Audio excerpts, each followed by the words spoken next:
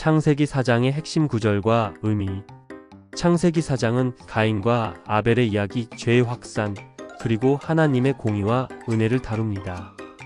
인간의 타락 이후 첫 번째 살인 사건과 그 결과를 통해 죄의 본질과 하나님의 심판 및 은혜를 보여줍니다. 1. 창세기 4:3-5. 세월이 지난 뒤에 가인은 땅의 소산으로 제물을 삼아 여호와께 드렸고 아벨은 자기도 양의 첫 새끼와 그 기름으로 드렸더니 여호와께서 아벨과 그의 제물은 받으셨으나 가인과 그의 제물은 받지 아니하신지라. 가인이 몹시 분하여 안색이 변하니. 의미. 가인과 아벨 모두 하나님께 제물을 드렸지만 하나님은 아벨의 제물은 받으시고 가인의 제물은 받지 않으셨습니다. 이는 단순히 제물의 종류가 아니라 제사를 드리는 자의 마음 상태와 태도가 중요하다는 것을 보여줍니다. 가인은 자신의 제물이 거절된 후 분노와 질투를 느끼며 죄를 향한 문을 엽니다. 2. 창세기 4:7. 내가 선을 행하면 어찌 낯을 들지 못하겠느냐? 내가 선을 행하지 아니하면 죄가 문에 엎드려 있느니라. 죄가 너를 원하나 너는 죄를 다스릴지니라. 의미. 하나님은 가인에게 죄가 그를 지배하지 못하도록 경고하시며 죄를 다스릴 책임을 부여하십니다. 이는 죄가 인간을 유혹하지만 인간에게는 자유, 의지로 죄를 이길 수 있는 선택권이 있음을 나타냅니다. 죄는 파괴적이지만 하나님의 경고는 여전히 인간에게 기회를 제공합니다. 3. 창세기 4:8.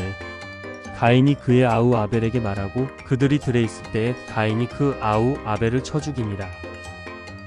의미. 가인은 자신의 질투와 분노를 제어하지 못하고 결국 살인이라는 끔찍한 죄를 저지릅니다. 이는 죄가 인간의 마음속에서 어떻게 행동으로 이어지는지를 보여줍니다. 죄의 확산이 아담과 하와의 불순종에서 자녀 세대로 이어졌음을 상징합니다. 4. 창세기 40. 이르시되 내 아우의 피소리가 땅에서부터 내게 호소하느니라. 의미. 하나님은 가인의 죄를 간과하지 않으시며 아벨의 죽음을 심판하십니다. 피의 소리는 죄의 결과가 은폐될 수 없음을 나타내며 하나님의 정의와 공의를 강조합니다. 5. 창세기 4:13-14. 가인이 여호와께 아뢰되 내 재벌이 너무 중하여 견딜 수 없나이다. 주께서 오늘 이 지면에서 나를 쫓아내시온즉 내가 주의 낯을 배웁지 못하리니 내가 땅에서 피하며 유리하는 자가 될지라. 물은 나를 만나는 자가 나를 죽이겠나이다. 의미.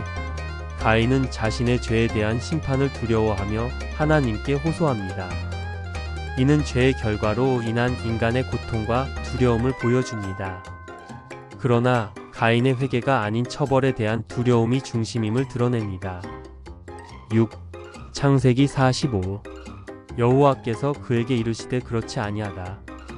가인을 죽이는 자는 벌을 7배나 받으리라 하시고 가인에게 표를 주사 그를 만나는 모든 사람에게 죽임을 면하게 하시니라.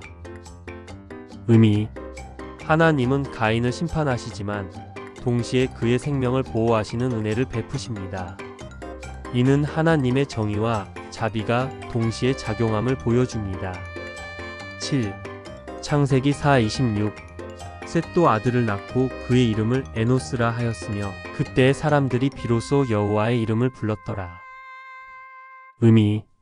아벨의 죽음 이후 셋의 계보를 통해 하나님과의 관계가 회복되는 새로운 희망의 시작이 나타납니다.